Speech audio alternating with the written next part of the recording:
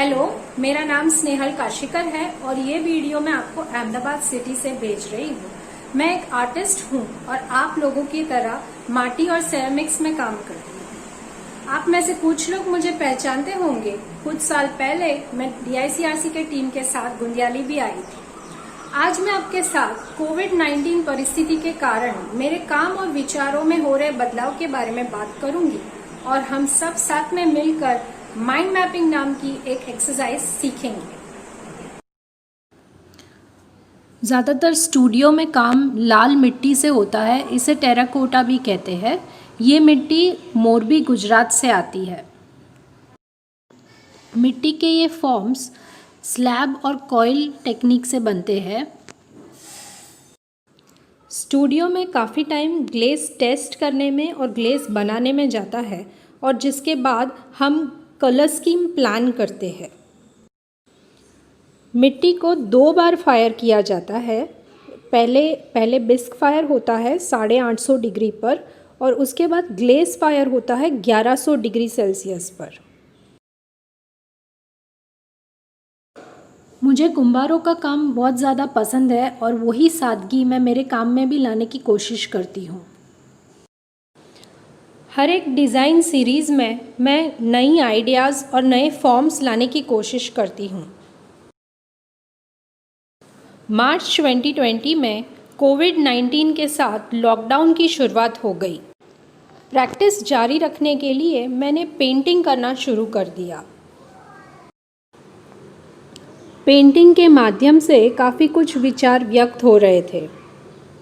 जिस तरह से कोविड-19 की परिस्थिति ख़राब हो रही थी तो ऐसे लग रहा था कि अब काफ़ी टाइम तक स्टूडियो में मटेरियल नहीं आ सकता, गैलरीज़ बंद होंगे, एग्ज़िबिशन्स नहीं हो सकते और प्रोजेक्ट्स भी आना मुश्किल हो जाएगा। अब ये वक्त में मैंने स्टूडियो में नए आइडियाज़ के बारे में सोचना शुरू किया। पहला विचार ये था कि मेरी कला के बारे में वो क्या विशेषताएं हैं जो मैं आगे बढ़ाना चाहती हूँ और क्या मैं मेरे प्रैक्टिस में कुछ नया ऐड कर सकती हूँ। और तब बना ये पॉटर्स माइंड मैप। अब हम मिट्टी के काम से जुड़े सभी विचारों की एक संगठना करते हैं। एक पॉटर के पास उसके हाथ की हुनर और स्किल्स है। हर एक कुम्हार के पास अपनी अलग विशेषता या स्पेशलिटी है। मिट्टी का काम करने में एक धुन है और इससे हमें स्फूर्ति मिलती है। माटी के काम के साथ हमारा एक गहरा लगाव है। हम जब काम करते हैं तो क्या हम सोचते हैं ये काम कहाँ जाएगा और किसे पसंद आएगा। स्टूडियो में काम बनता है तो उसे मैं ऑडियंस तक कैसे पहुँचाऊँ। अब आप देखिए, हमारा माइंड मैप 3 रंगों में बटा है। लाल रंग है आपके हुनर और विशेषताओं का, इससे आपके काम का मूल्य बढ़ता है। नीले रंग से हमें काम करने की प्रेरणा मिलती है। जब हम हमारी ऑडियंस और मार्केट को पहचानते हैं तो हम काम में पूरी तरह से जुड़ जाते हैं। अब हम इन 3 चीज़ों को और गहराई में देखेंगे। हाथ की कला में कुछ चीज़ें हम जानते हैं, कुछ नहीं जानते और कुछ सीखना चाहते हैं।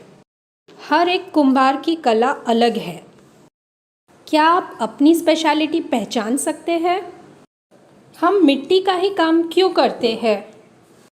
मिट्टी के काम से हमें खुशी मिलती है और इसी काम में हम चुनौतियाँ भी ढूंढ लेते हैं।